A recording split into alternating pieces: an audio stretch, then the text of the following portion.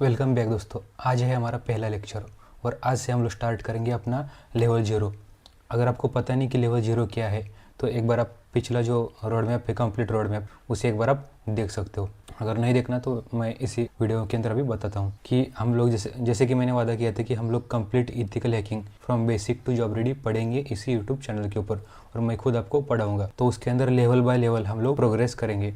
तो हमारा जो लेवल ज़ीरो था वो था बेसिक, एकदम कंप्यूटर का जो बेसिक होता है, कंप्यूटर फाउंडेशंस, वो हम लोग लेवल ज़ीरो के अंदर पढ़ेंगे और उसी का आज पहला लेक्चर है। मैं कोशिश करूंगा कि इसी लेक्चर के अंदर वो कंप्लीट लेवल ज़ीरो खत्म हो जाए। तो चलिए अब मैं आपको दिखाता हूँ कि लेवल ज़ीरो के अंदर क्या क्या कंटेंट है। और उससे पहले एक बात मैं आपको बताना चाहता हूँ कि जो भी मैं इसके अंदर पढ़ाऊंगा, इस वीडियो के अंदर जो भी हमारा रिसोर्सेस रहेगा, चाहे पीडीएफ हो गया, हैंड रिटन नोट्स हो गया, बुक्स हो गया पीडीएफ फॉर्म के अंदर, जो भी रिसोर्स मेरे पास अवेलेबल है, हर एक चीज़ मैं टेलीग्राम चैनल के ऊपर अपलोड करूंगा एकदम फ्री ऑफ कॉस्ट। वो क्या करना है, बस टेलीग्राम चैनल ज्वाइन करना है और हमारा ये जो कोर्स रहेगा वो पूरा कोर्स एंड तक फ्री ऑफ कॉस्ट रहेगा। और इस कंप्लीट कोर्स के अंदर मैं आपको कोई भी चीज़ बेचूंगा नहीं। जो भी मेरे पास रिसोर्स अवेलेबल है वो एकदम फ्री ऑफ कॉस्ट आपको दूंगा। चलो अब देखते हैं कि लेवल ज़ीरो के अंदर मैं आपको क्या पढ़ाने वाला हूँ। हमारा जो एक्चुअली में लेवल ज़ीरो है वो क्या रहेगा। तो जैसे कि आप स्क्रीन पर देख सकते हो, लेवल ज़ीरो है हमारा कंप्यूटर फाउंडेशन, एब्सोल्यूट बेसिक, ठीक है। बाइनरी हेक्साडेसिमल नंबर सिस्टम हम लोग देखेंगे कि बाइनरी क्या होता है और हेक्साडेसिमल क्या होता है, हाउ सीपीयू वर्क। देखो दोस्तों, इतना बेसिक आपको यूट्यूब पर कहीं पर भी नहीं मिलेगा। बस इसी मेरे चैनल पर इथिकल हैकिंग जो हमारा कोर्स है, कंप्लीट कोर्स, बस इसी चैनल पर आपको इतना बेसिक मिलेगा। बस आपको क्या करना है, चैनल को सब्सक्राइब करना है। RAM versus storage, stack versus heap, processes versus thread, how compilers and interpreters work, operating system कैसे बूट होते हैं, और वर्चुअलाइजेशन का बेसिक, ये सब कुछ हम लोग इसी वीडियो के अंदर देखने वाले हैं। अगर पॉसिबल हुआ तो देखेंगे, अगर इसी वीडियो के अंदर पॉसिबल नहीं हुआ तो इसी वीडियो का पार्ट 2 आ जाएगा बहुत ही जल्द। तो फिर भी मैं कोशिश करूँगा कंप्लीट आपको अच्छे से समझाने की। तो चलो अब मैं आपको दिखाता हूँ हैंड रिटन नोट्स जो मैंने खुद ने लिखे हैं। ये देखो, लेवल ज़ीरो। अब सबसे पहले बात करते हैं कि कंप्यूटर की रियलिटी क्या होती है। At the deepest level, very deepest level, computer क्या है। Computer is nothing but electricity control system at the very deepest level. और कंप्यूटर के दो स्टेबल स्टेट्स होते हैं, जीरो या वन। जीरो मतलब ऑफ, वन मतलब ऑन। जीरो का मतलब लो वोल्टेज, वन का मतलब हाई वोल्टेज। जब लो वोल्टेज रहेगा तब ऑफ रहेगा, जब हाई वोल्टेज रहेगा तब ऑन रहेगा। जीरो मतलब ऑफ, वन मतलब ऑन। ये थे टू स्टेबल स्टेट्स। अब everything in computer becomes binary. Computer को सिर्फ बाइनरी पता है, कंप्यूटर को जीरो पता है, वन पता है, उसके अलावा उसको कुछ भी नहीं पता। Everything in computer becomes zero and one. अब देखते हैं बिट क्या होता है और बाइट क्या होता है। जो डेटा होता है, डेटा का सबसे स्मॉलेस्ट यूनिट जो होता है वो होता है बिट, ठीक है। वन बिट, जो वन बिट रहता है ना, वो या तो जीरो रहेगा या तो वन रहेगा, या तो ऑफ रहेगा या तो ऑन रहेगा। वन बिट क्या होता है, या तो जीरो रहेगा या वन रहेगा। सबसे स्मॉलेस्ट यूनिट है ना बिट, ठीक है।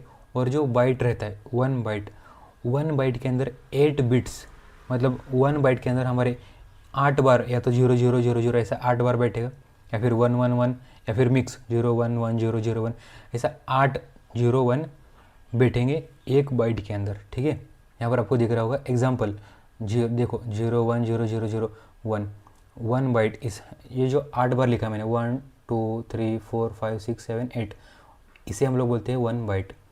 और ये जो है डेसिमल 65 है, कैरेक्टर ए है। अभी ये क्या है मैं आपको बताऊंगा आगे, ठीक है। 8 bits gives 256 combinations, range of one byte 0 to 255।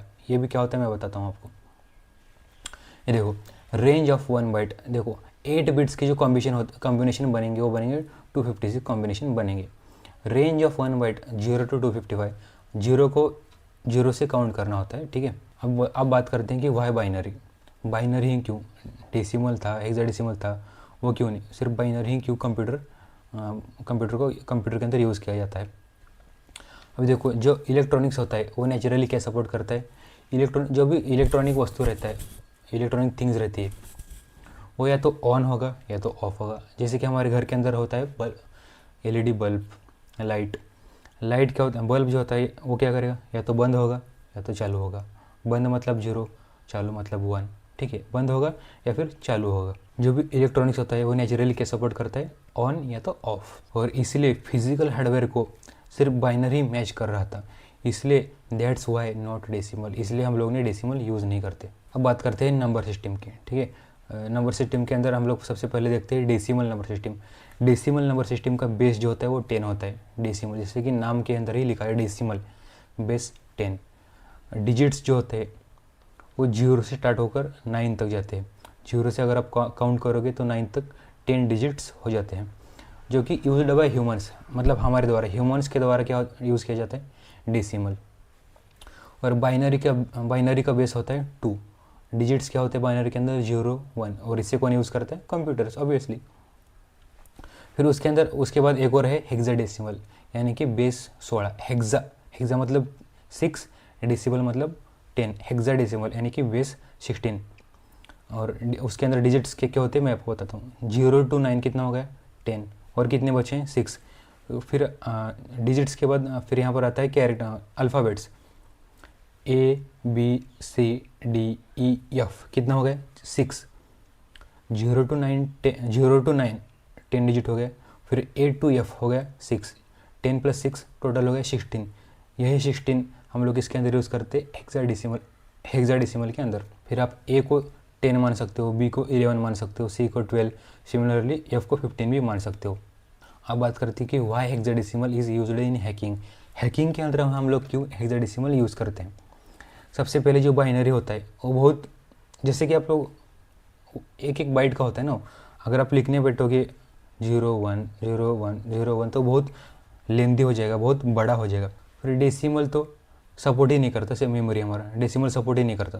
फिर इसलिए जो हेक्साडेसिमल था वो परफेक्टली मैच कर रहा था, इसलिए हेक्साडेसिमल परफेक्टली मैच कर रहा था, इसलिए मेमोरी के अंदर, कंप्यूटर्स के अंदर हेक्साडेसिमल यूज़ किया जाता है। जैसे कि मैंने बताया 1 हेक्स क्या होता है, 4 बिट्स।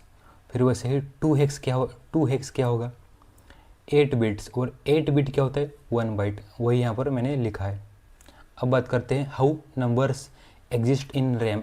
रैम के अंदर नंबर कैसे एग्जिस्ट करते हैं उसकी बात करते हैं। रैम डज नॉट स्टोर 5 जो हम लोग को पता है ABCD XYZ 1 2 3 4 5 25 26 27, वो रैम स्टोर नहीं करता। रैम स्टोर क्या करता है, RAM only stores binary. Example के तौर पे देख सकते हो आप लोग, int x = 5, ये तो हमने लिखा है int x = 5, ये ह्यूमंस को पता है x = 5 है। लेकिन मेमोरी एड्रेस को क्या पता होता है, 0 0 0 0 0 1 0 1, इसे ये जो लिखा है 0 0 1 0 1 ये होता है x = 5।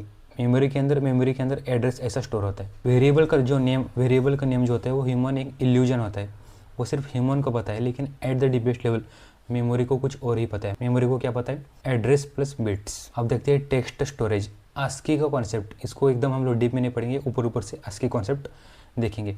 ईच कैरेक्टर, नंबर और बाइनरी।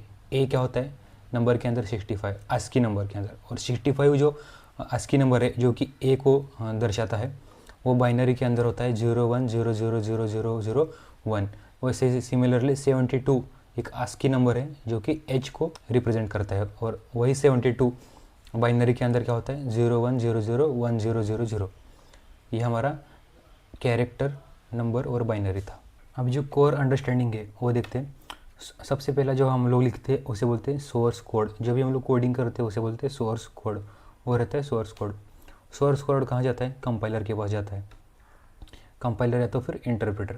फिर कंपाइलर क्या करता है, उस सोर्स कोड को मशीन कोड के अंदर कन्वर्ट करता है। फिर मशीन कोड क्या करता है, उसे रैम के अंदर लोड करता है। फिर CPU रीड करता है जो भी बाइनरी कंपाइलर कन्वर्ट किया था, फिर उसे क्या करता है, CPU रीड करता है। फिर एग्जीक्यूशन होता है, फिर हमें दिखता है। सबसे डीप लेवल के अंदर, लोवेस्ट लेवल के अंदर सिर्फ और सिर्फ बिट्स आर मूविंग, ठीक है। अभी जो मैंने स्क्रीन पर आपको दिख रहा है ना, ये सबसे बहुत इंपॉर्टेंट कंसेप्ट है। ये डायग्राम आपको कहीं पर भी नहीं मिलेगी। देखो, सबसे पहला होता है इलेक्ट्रिसिटी। इलेक्ट्रिसिटी मतलब वही जो आपके लैपटॉप के अंदर, आपके कंप्यूटर के अंदर जो इलेक्ट्रिसिटी पास हो रही है। लैपटॉप के अंदर आपकी बैटरी हो सकती है, PC के अंदर चार्जिंग जो बोर्ड से आ रहा है ना वो इलेक्ट्रिसिटी, वही उसी की बात चल रही है, लैपटॉप के अंदर बैटरी की, ठीक है। इलेक्ट्रिसिटी, उसके बाद क्या होता है, ट्रांजिस्टर। ट्रांजिस्टर क्या होता है, इलेक्ट्रिसिटी के बाद में है ट्रांजिस्टर। ट्रांजिस्टर क्या है, एक ट्रांजिस्टर एक टाइनी डिवाइस है which acts as a switch for electricity. एक स्विच होता है ट्रांजिस्टर, या तो ऑन होता है तो ऑफ होता है, एक स्विच की तरह ट्रांजिस्टर काम करते हैं इलेक्ट्रिसिटी के अंदर। फिर ट्रांजिस्टर के बाद आता है लॉजिक गेट्स, फिर लॉजिक गेट्स से फॉर्म होता है सर्किट्स, सर्किट के बाद आता है मेमोरी, मेमोरी से होता है मशीन कोड, मशीन कोड के बाद आता है प्रोग्राम्स, प्रोग्राम्स के बाद बनता है ऑपरेटिंग सिस्टम्स, फिर ऑपरेटिंग सिस्टम्स के अंदर बनते हैं एप्लीकेशंस, फिर एप्लीकेशन से हमें दिखता है हमारी स्क्रीन। एक कंप्लीट जो इलेक्ट्रिसिटी से स्क्रीन तक जो डायग्राम है ये आपको इंटरनेट पर नहीं मिलेगी, बस आप इसको मैं ये जो PDF है टेलीग्राम चैनल के ऊपर मैं अपलोड कर दूंगा और इसका एक अच्छा ग्राफिकल डायग्राम बनाकर अपलोड कर दूंगा टेलीग्राम पर। अब बात करते हैं हाउ CPU वर्क्स। एक्चुअली में CPU काम कैसे करता है वो देखते हैं। Think of the CPU as central processing unit, think of central processing unit as the brain of the computer. ये तो आप सभी को पता है कि CPU क्या होता है, brain of the computer. Basic idea of CPU, a CPU does 3 main steps again and again very fast. ठीक है, CPU बार 3 मेन स्टेप्स करता है और एकदम स्पीड के अंदर, स्पीड में एकदम फास्टली करता है। क्या करता है, पहला स्टेप फेच करता है, दूसरा स्टेप डिकोड करता है, तीसरा स्टेप एग्जीक्यूट करता है। Fetch decode execute, fetch decode execute, ये काम किसका है, CPU करता है 3 स्टेप के अंदर, फेच डिकोड एग्जीक्यूट। स्टेप 1 के अंदर क्या होता है, जो हमारा CPU होता है वो मेमोरी से इंस्ट्रक्शंस लेता है। The CPU gets an instruction from memory in fetch step 1 fetch. Fetch मतलब क्या होता है, बस इंस्ट्रक्शन ले लो, फेच कर लो इंस्ट्रक्शन को। स्टेप 2 इज डिकोड, डिकोड में क्या होता है, CPU understand what the instruction means. Decode करता है कि मेमोरी ने मुझे क्या इंस्ट्रक्शन दिया है, वो स्टेप 2 के अंदर डिकोड करता है। फिर अंडरस्टैंड करने के बाद एग्जीक्यूट करता है स्टेप 3 के अंदर। हाँ भाई, मुझे जो आपने इंस्ट्रक्शन दिया वो समझ में आ गया, अब मैं स्टेप 3 के अंदर उसको एग्जीक्यूट करता हूँ। CPU does the task, task complete हो जाता है स्टेप 3 के अंदर। देन उसके बाद जो भी रिजल्ट एग्जीक्यूट होता है वो स्टोर होता है किसके अंदर, मेमोरी के अंदर या फिर रजिस्टर के अंदर बैक वो स्टोर होता है। और इसी प्रोसेस को ये CPU इस प्रोसेस को बार वेरी फास्टली हर 1 सेकंड करते रहता है और इसी प्रोसेस को बोलते हैं फेच डिकोड एग्जीक्यूट साइकिल। और ये जो प्रोसेस है फेच डिकोड एग्जीक्यूट, ये CPU हर 1 सेकंड में बिलियन टाइम, उससे भी ज़्यादा टाइम हर 1 सेकंड ये करता है काम। CPU does this cycle billions of times पर सेकंड। अब देखते हैं मेन पार्ट ऑफ CPU को मेन पार्ट। मुझे पता है आपको एकदम डीप में समझ में आ रहा होगा, आई होप। मेरे सिखाने का तरीका ही ऐसा है, एकदम मैं डीप में सिखाता हूँ, एकदम थोड़ा सा टाइम लेता है, थोड़ा सा टाइम लगता है, लेकिन मैं एकदम डीप में पढ़ाता हूँ, आपको डाउट नहीं रहेगा, ये मेरा वादा है। मेन पार्ट ऑफ CPU के मेन पार्ट कौन से होते हैं। सबसे पहला जो है वो है ALU, एरिथमेटिक लॉजिक यूनिट। ये जो पार्ट है ये क्या करता है, कैलकुलेशन एंड लॉजिक करता है। जैसे कैलकुलेशन, जैसे कि एडिशन, सब्ट्रैक्शन, मल्टीप्लिकेशन। फिर लॉजिक के अंदर क्या, एंड और नॉट, कंपेरिजन्स। ठीक है, ये जो एरिथमेटिक और लॉजिक का ऑपरेशन है वो कौन सा पार्ट करता है, ALU मतलब एरिथमेटिक लॉजिक यूनिट, ये जो यूनिट है वो करता है। ठीक है, अगला जो है वो है कंट्रोल यूनिट। कंट्रोल यूनिट क्या करता है, control unit is like a manager की तरह काम करता है। क्या करता है, देखो, it tells other parts get instructions, send data to ALU, store result. जो अदर इंस्ट्रक्शन होते हैं वो उसका काम ये कंट्रोल यूनिट का है। ये basically it acts as a manager. ठीक है, फिर तीसरा है रजिस्टर्स। रजिस्टर क्या करता है, register are very small memory inside CPU। Register के बारे में हम लोग आगे और डीप में बात करेंगे, लेकिन ये क्या है, small memory inside CPU, they are much faster than RAM से बहुत ज़्यादा फास्ट होता है registers. CPU temporarily stores data there. CPU क्या करता है, टेम्परली डेटा स्टोर करते हैं कहाँ पर, रजिस्टर के अंदर। अब देखते हैं क्लॉक स्पीड, CPU स्पीड। ठीक है, CPU works with a clock signal. Example 3 GHz CPU। आप लोगों ने देखा होगा, मेरा CPU जो है वो 2.4 GHz का है, 3 GHz का है, आप लोगों ने सुना होगा। अभी मैं आपको बताता हूँ कि 3 GHz जो एक गीगाहर्ट्ज़ होता है उसका एक्चुअली में क्या मतलब होता है। ये एक्चुअली में गीगाहर्ट्ज़ क्या होता है, हर्ट्ज़ क्या होता है, फ्रीक्वेंसी का यूनिट होता है। गीगाहर्ट्ज़ मतलब फॉर एग्जांपल अगर किसी का CPU 3 GHz का है, मतलब 3 GHz मतलब गीगा मतलब बिलियन, 3 बिलियन साइकिल्स पर सेकेंड। वो CPU 1 सेकेंड के अंदर 3 बिलियन साइकिल्स करता है, उसे बोलते हैं 3 GHz का। अगर आपको मेरा लैपटॉप देखना है कितना गीगाहर्ट्ज़ का है वो मैं आपको दिखाता हूँ। देखो सेटिंग के अंदर है, सेटिंग के अंदर जाने के बाद आपको जाना है सिस्टम के अंदर, फिर आपको नीचे आना है अबाउट के अंदर, फिर आपको यहाँ पर दिखेगा। देखो मेरा जो है वो है 2 गीगाहर्ट्ज़ का। मतलब क्या, मेरा जो CPU है यानी मेरा जो लैपटॉप है वो क्या करता है 2 billion processes, 2 billion cycles every second करता है। 1 सेकेंड हो गया, अब इसने 2 बिलियन साइकिल इसके कंप्लीट हो गए। मतलब इतना फास्ट ये काम करता है CPU। ठीक है, आई होप अभी आपको डाउट नहीं रहेगा कि गीगाहर्ट्ज़ जो हम लोग सुनते हैं उसका क्या मीनिंग होता है। सिंपली इसका मीनिंग होता है कि गीगा अगर आप लोग सुन रहे हो तो उसको उतना बिलियन समझो। अगर 3 गीगाहर्ट्ज़ है तो 3 बिलियंस साइकिल वो हर 1 सेकेंड करता है, एकदम सिंपल लैंग्वेज के अंदर। और जितना ज़्यादा गीगाहर्ट्ज़ रहेगा, जितना ज़्यादा क्लॉक स्पीड रहेगा, उतनी ज़्यादा उसकी CPU की स्पीड रहेगी, उतनी अच्छी स्पीड रहेगी। अब देखते हैं CPU कोर्स। कोर्स क्या होते हैं? जो पुराने CPU होते थे उसके अंदर सिर्फ एक कोर होता था, लेकिन अब जो मॉडर्न जो हमारे लेटेस्ट टेक्नोलॉजी के अंदर जो CPU बन रहे उसके अंदर मल्टीपल कोर्स होते हैं। ठीक है, कोर के बारे में हम लोग आगे देखेंगे और डिटेल में। अभी फ़िलहाल हम लोग देखते हैं कैची मेमोरी। कैची मेमोरी क्या होता है? CPU can not always wait for RAM because RAM is slower, so CPU has a cache memory. Cache बोलो, कैश बोलो, जो बोलना है बोलो यार। फिर देखो कैशे मेमोरी का जो कैचे मेमोरी का जो टाइप्स है वो 3 टाइप है। देखो L1 cache, L2 cache, L3 cache. जो L1 है वो सबसे फास्टेस्ट है।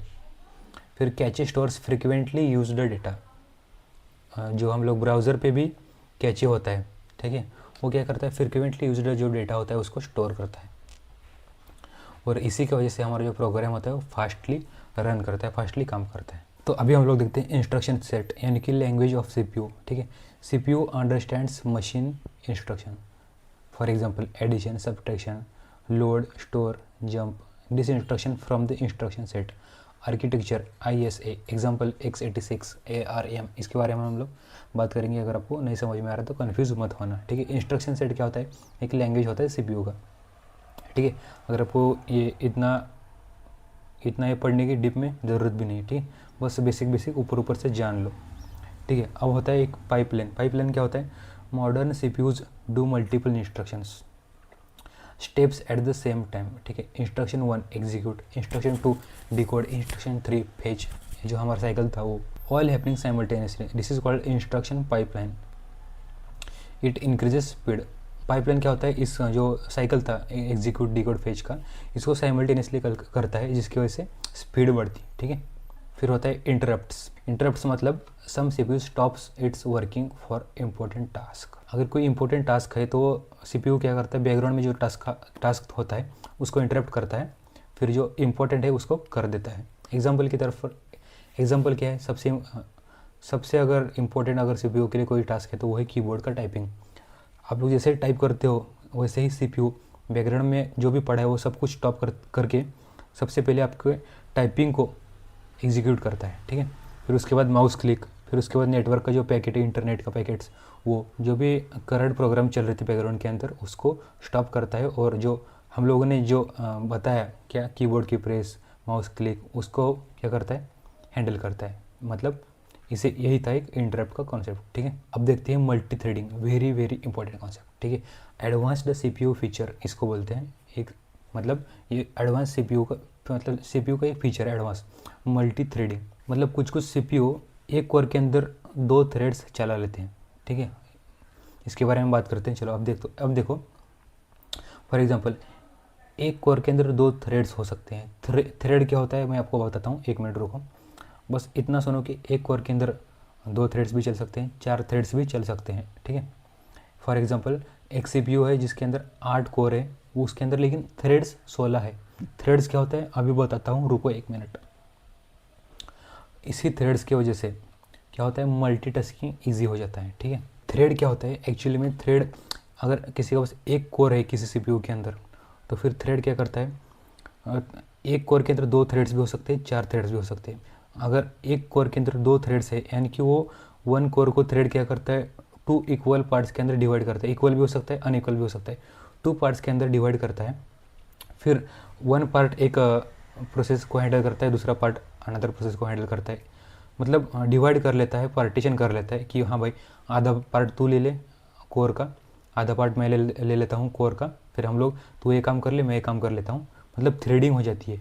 एक ही कोर के अंदर हम लोग मतलब इसका फ़ायदा क्या है थ्रेडिंग करने का, मल्टीटास्किंग, मतलब मल्टीटास्किंग हो सकता है और वर्क जो भी काम है वो मोर इफिशिएंटली होता है, मोर फास्टली होता है, ठीक है।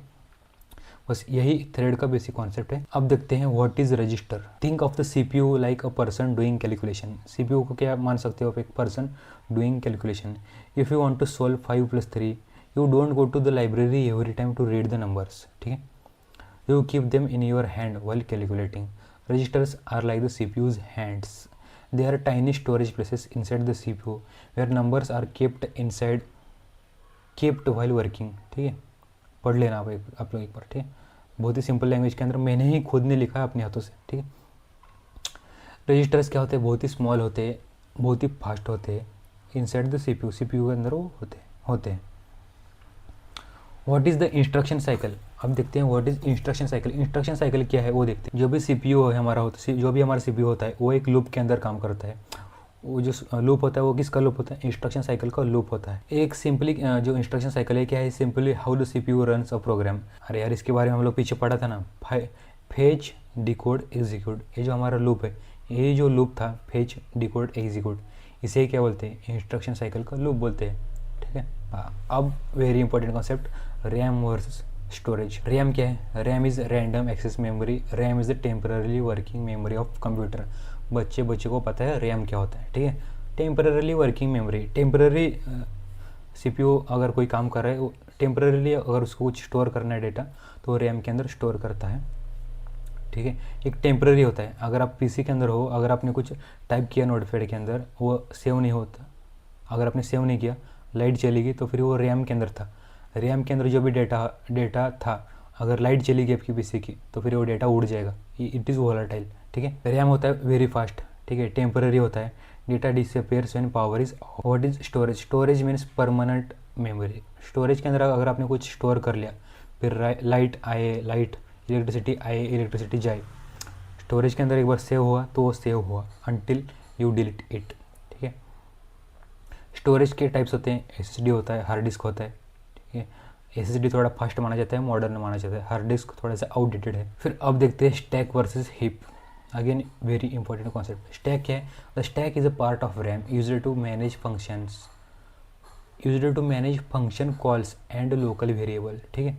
जो स्टैक होता है मतलब रैम के जो फंक्शन कॉल होता है, लोकल वेरिएबल होता है, इनको मैनेज करने के लिए रैम के अंदर होता है स्टैक, ठीक है। और अब देखते हैं हीप। हीप क्या है, the heap is another part of RAM used for dynamic memory allocation. मतलब मेमोरी को डायनामिकली अलोकेट करने के लिए हीप होता है, ठीक है। अब देखते हैं why hackers care, most memory vulnerabilities happens hair.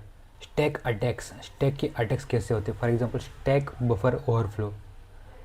If a program writes too much data into a stack buffer, for example buffer 10, but attacker sends 100 bytes, अगर किसी की कैपेसिटी सिर्फ 10 बाइट की है, फिर अटैकर क्या करता है उसके अंदर 100 बाइट्स फ्लड कर देता है, तो फिर वो क्या हो जाता है, क्रैश हो जाता है, ठीक है। Stack is small fast memory where a program temporary keeps things inside it is currently using, ठीक है। Heap is big memory area where a program stores data that is needed to keep for longer and doesn't know the size in advance, ठीक है। अब देखते हैं process क्या है।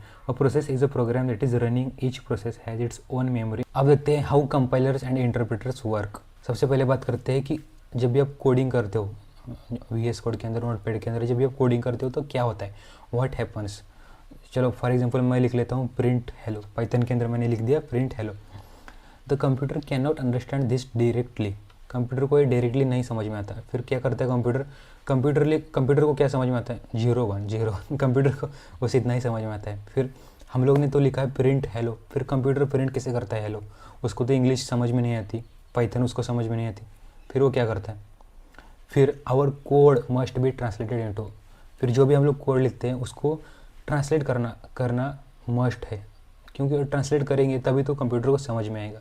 फिर यही ट्रांसलेट करने का काम किसका है, कंपाइलर का और इंटरप्रेटर का है, ठीक है। जो भी हम लोग कोडिंग करते हैं वो अलग अलग लैंग्वेज के अंदर करते हैं। फॉर एग्जांपल पाइथन के अंदर, पाइथन कंप्यूटर को समझ में नहीं आता, कंप्यूटर को सिर्फ और सिर्फ बाइनरी समझ में आता है। फिर इंटरप्रेटर फिर कंपाइलर क्या करता है, जो भी हमारा पाइथन था, पाइथन लैंग्वेज हम लोग ने कोडिंग किया था, उसको बाइनरी के अंदर 0 और 1 के अंदर कंपाइल करता है, कन्वर्ट करता है, ठीक है। The compiler converts the entire programme into machine code before running it, ठीक है। प्रोसेस क्या होता है, देखो सोर्स कोड जो भी हम लोग लिखते हैं उसे बोलते हैं सोर्स कोड, मतलब लैंग्वेज के अंदर, पाइथन के अंदर। फिर कंपाइलर के पास जाता है, फिर कंपाइलर मशीन कोड के अंदर बनाता है, फिर प्रोग्राम रन होता है सिंपली। कंपाइलर्स, ठीक है, कंपाइलर्स कौन से लैंग्वेज, मतलब जो भी लैंग्वेज वो कंपाइलर यूज़ करते हैं, देखो सी कंपाइलर यूज़ करता है, C++, रस्ट, गो, ये क्या यूज़ करते हैं, कंपाइलर यूज़ करते हैं, ठीक है। और जो हमारा पाइथन होता है वो इंटरप्रेटर यूज़ करता है, ठीक है। इंटरप्रेटर क्या है, basically interpreter reads the program and executes it line by line. Interpreter क्या करता है, बेसिकली जो भी प्रोग्राम है उसको लाइन बाय लाइन रीड करके एग्जीक्यूट कर देता है, ठीक है। मतलब अभी इंटरप्रेटर का देखो कैसे, सोर्स कोड जो भी हम लोग ने पाइथन के अंदर लिखा, इंटरप्रेटर के पास जाता है, execute by line by line execute करो।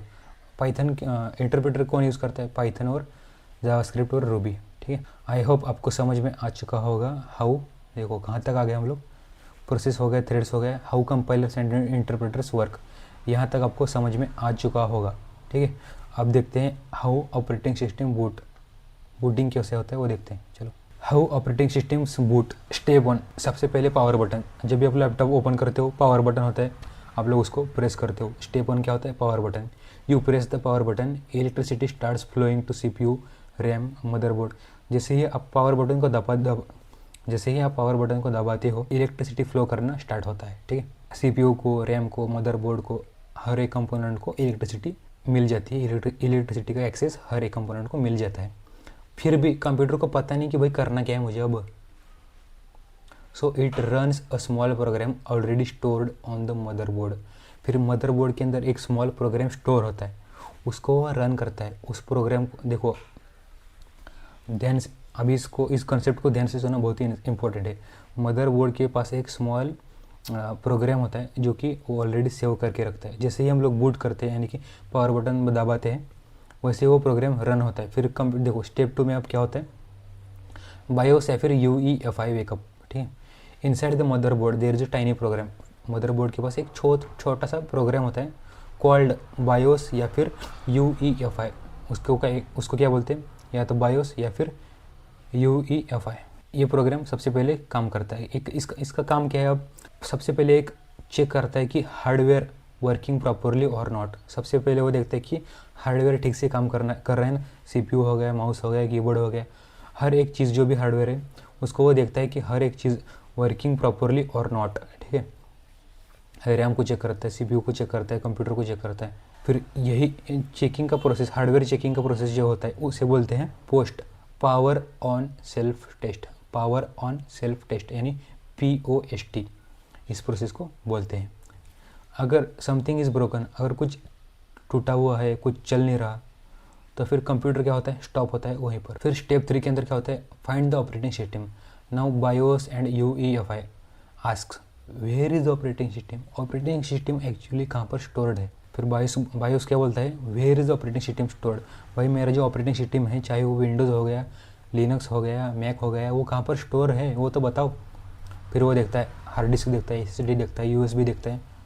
फिर उसे SSD के अंदर प्रोग्राम, जो भी ऑपरेटिंग सिस्टम का प्रोग्राम है वो मिल जाता है SSD के अंदर। जैसे ही उसको ऑपरेटिंग सिस्टम का प्रोग्राम मिल जाता है, वो अगले स्टेप पर जाता है। अगला स्टेप क्या है हमारा, अगला स्टेप है बूट लोडर स्टार्ट्स। स्टेप 4 के अंदर क्या होता है, बूट लोडर स्टार्ट होता है। Before the operating system starts there is a small helper program called the boot loader. फिर से ऑपरेटिंग सिस्टम स्टार्ट होने से पहले एक और टाइनी प्रोग्राम है बूट लोडर करके, ठीक है। बूट लोडर को आप ऐसा समझ सकते हो कि एक स्टार्टर प्रोग्राम है। इसका एक बेसिक काम क्या है, load the operating system into memory के अंदर ऑपरेटिंग सिस्टम को लोड कर दो। For example Windows boot manager, GRUB, Linux के अंदर होता है GRUB। इसके बारे में हम लोग लिनक्स जैसे सीखेंगे वैसे उसके बारे में बात करेंगे। विंडोज़ के अंदर बूट मैनेजर होता है, ठीक है। बूट लोडर नाम का जो प्रोग्राम होता है वो रन होने के बाद क्या होता है, जो भी ऑपरेटिंग सिस्टम का जो प्रोग्राम है उसको मेमोरी के अंदर स्टोर कर देता है। फिर स्टेप 5 के अंदर क्या होता है, load the kernel into RAM. देखो ये जो प्रोसेस है ना, कौन सा प्रोसेस, ये जो कंप्लीट जो प्रोसेस है ना, हाउ ऑपरेटिंग सिस्टम बूट, ये बहुत ही मैंने बहुत ही डिटेल के अंदर आपको बताया है, इतना डिटेल में आपको कहीं पर भी नहीं मिलेगा, ठीक है। अभी स्टेप 5 के अंदर देखो क्या होता है, load the kernel into RAM, RAM के अंदर कर्नल को लोड कर देता है, ठीक है। Now boot loader loads the kernel into RAM, kernel क्या होता है, एक हार्डवेयर और सॉफ्टवेयर के बीच में जो रास्ता होता है, the bridge between hardware and software is called kernel, ठीक है। कर्नल क्या होता है, the core part of operating system, operating system का सबसे कोर पार्ट होता है कर्नल। कर्नल क्या कंट्रोल करता है, अब CPU, memory, hardware, program. Now CPU starts running the kernel, ठीक है। कर्नल रनिंग क्या करता है, सीपीयू क्या करता है, starts the running the kernel, ठीक है। अब जाते हैं स्टेप 6 के अंदर। स्टेप 6 के अंदर एक्चुअली में जो हमारा ऑपरेटिंग सिस्टम है वो स्टार्ट होता है।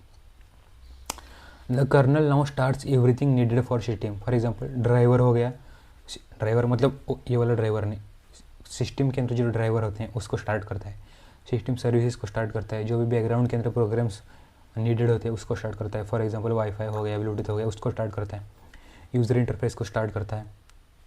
फाइनली हमें क्या दिखता है, लॉगिन स्क्रीन दिखता है, डेस्कटॉप दिखता है। जैसे हमें लॉगिन स्क्रीन दिखता है, हम लोग अपना पासवर्ड डालते हैं, जो भी हमारे विंडोज़ का पासवर्ड है, फिर हमें हमारा डेस्कटॉप दिखना स्टार्ट होता है। मतलब from pressing the power button to looking at your desktop to accessing your desktop, यहाँ तक कंप्लीट एकदम डिटेल में मैंने आपको एक्सप्लेन कर दिया। अब आगे चलते हैं, आई होप आपको समझ में आ गया होगा। अगर ये मेरा कॉन्सेप्ट पिछले वाला अगर आपको समझ में आ गया एकदम डिटेल में, तो फिर इस कॉन्सेप्ट के लिए तो एक लाइक बनता है, क्योंकि इतना डिटेल में आपको कहीं पर भी नहीं मिलेगा, ठीक है। लाइक ठोक दो यार प्लीज़। फिर ये जो प्रोसेस था इसको एक बार शॉर्ट में देख लेते हैं। Power button, BIOS, hardware, operating system, find operating system, boot loader run होता है, कर्नल के उस कर्नल लोडेड इनटू रैम, फिर finally operating system starts. Now finally हमारा ऑपरेटिंग सिस्टम का भी कंसेप्ट हम लोगों ने सीख लिया। अब देखते हैं लास्ट टॉपिक, वर्चुअलाइजेशन बेसिक्स, ठीक है। लास्ट टॉपिक देखते हैं और फिर हम लोग आज का लेक्चर स्टॉप कर देते हैं यहीं पर। वर्चुअलाइजेशन बेसिक्स, वर्चुअलाइजेशन मतलब क्या है, virtualization is a technology that allows multiple operating system and application. अभी वर्चुअल का क्या मतलब होता है, वर्चुअल का मतलब होता है अगर आपके पास कोई चीज़ फिजिकली प्रेजेंट नहीं है तो फिर आप उस चीज़ को वर्चुअली एक्सेस कर सकते हो। फॉर एग्जांपल मेरे पास एक ही लैपटॉप है, लेकिन मेरे पास विंडोज़ भी है, फिर वर्चुअली लिनक्स भी है मेरे पास इसी लैपटॉप के अंदर। मतलब फिजिकली देखा जाए तो मेरे पास सिर्फ एक ही लैपटॉप है, लेकिन वर्चुअली मेरे पास विंडोज़ भी है और लिनक्स भी है। वही देखते हैं क्या होता है। ये हमें क्या करता है, वर्चुअलाइजेशन का मतलब तो आपको समझ में आ गया होगा। अब देखते हैं कि वर्चुअल मशीन क्या होता है, ठीक है। Virtual machine is nothing but a software, एक सॉफ्टवेयर बेस्ड कंप्यूटर प्रोग्राम है जो कि हमें परमिशन देता है, मतलब हमें अलो करता है मल्टीपल ऑपरेटिंग सिस्टम को एक ही सिस्टम के अंदर, एक ही फिजिकल डिवाइस के अंदर रन करने के लिए हम लोग को परमिशन देता है, हम लोग को ताकत देता है, ठीक है। मैंने भी इसी मेरे एक लैपटॉप के अंदर एक वर्चुअल मशीन नाम का वर्चुअल बॉक्स जो भी सॉफ्टवेयर आता है उसको इंस्टॉल कर लिया और उसके अंदर लिनक्स को इंस्टॉल कर लिया। लिनक्स का कंप्लीट इंस्टॉलेशन भी आएगा आने वाली वीडियोज़ में। फिर होस्ट क्या होता है, host and guest OS. Host OS का मतलब होता है main operating system on the physical computer. मेरा जो इस लैपटॉप के अंदर है वो है विंडोज़ होस्ट ओएस। फिर गेस्ट ओएस वही जो हम लोग वर्चुअल मशीन के अंदर यूज़ करते हैं। फिर very important concept hypervisor. Hypervisor क्या होता है, hypervisor is a software that creates and manages virtual machine. मतलब वर्चुअल मशीन को बनाने का और उसको मैनेज करने का काम किसका है, हाइपरवाइज़र का है। हाइपरवाइज़र के दो टाइप है, type 1 runs directly on hardware, type 2 runs on operating system. Components of virtual machine, virtual machine के कंपोनेंट्स क्या है, virtual CPU, virtual RAM, virtual hard disk, virtual network, ये कंप्लीट सेटअप करना पड़ता है हमें। और लिनक्स का सेटअप मतलब वर्चुअल मशीन का सेटअप हम लोग आगे आने वाले वीडियोज़ के अंदर देखेंगे। मैं कंप्लीट खुद मैं आपको बताऊँगा कि वर्चुअल मशीन के अंदर आपको लिनक्स कैसे इंस्टॉल करना है। वर्चुअलाइजेशन का यूज़ क्या है, सॉफ्टवेयर टेस्टिंग। आपको अगर हैकिंग करना है तो फिर आप लिनक्स के अंदर करोगे ना, आपके पास तो विंडोज़ है लेकिन आपको लिनक्स चाहिए, काली लिनक्स चाहिए, इसलिए आप वर्चुअलाइजेशन का यूज़ करके एक लिनक्स ऑपरेटिंग सिस्टम इंस्टॉल कर सकते हो। फिर उसके अंदर काली लिनक्स हम लोग इंस्टॉल करेंगे, पूरा देखेंगे आने वाले वीडियोज़ में। लास्ट है स्नैपशॉट। स्नैपशॉट क्या है, a snapshot stores the correct state of virtual machine so it can be restored later. अगर आपने वर्चुअल मशीन के अंदर कोई काम किया है इंपॉर्टेंट, उसको सेव रखने का काम किसका है, स्नैपशॉट का है, ठीक है। नाउ फाइनली हमारा जो भी पूरा कॉन्सेप्ट था आज का लेवल 0 का, मतलब ये कंप्लीट स्टैक, कौन सा, एक minute, level 0 computer foundation absolute basic, binary क्या होता है वहाँ से हम लोगों ने स्टार्ट किया, RAM, how compilers work, to virtualization basic, complete virtualization तक हम लोग ने अपना लेवल 0 इस वीडियो के अंदर देख लिया। आई होप आप लोगों को ये वीडियो, ये लेक्चर समझ में आ गया होगा।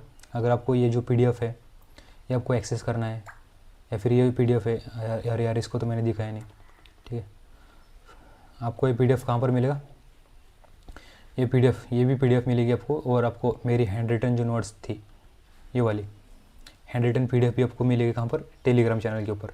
और टेलीग्राम चैनल की लिंक कहाँ पर है, ऑब्वियसली डिस्क्रिप्शन के अंदर, ठीक है। आपको क्या करना है, बस टेलीग्राम चैनल ज्वाइन करना है और इस PDF को फ्री ऑफ कॉस्ट एक्सेस करना है। अगर आपको मेरी मेहनत अच्छी लगी हो, मेरा टीचिंग का स्टाइल, टीचिंग का वे आपको समझ में आ गया हो, वीडियो को लाइक कर देना, चैनल को सब्सक्राइब कर देना, और हम लोग मिलते हैं लेवल 1 के साथ में। आने वाले समय के साथ हम लोग और एडवांस जाते जाएंगे, कंप्लीट जॉब रेडी हम लोग जाएंगे, 1 बाय 1, लेवल बाय लेवल हम लोग आगे बढ़ेंगे। सो मिलते हैं लेवल 1 के अंदर, यानी अगले वीडियो के अंदर। Thanks for watching this video, bye bye.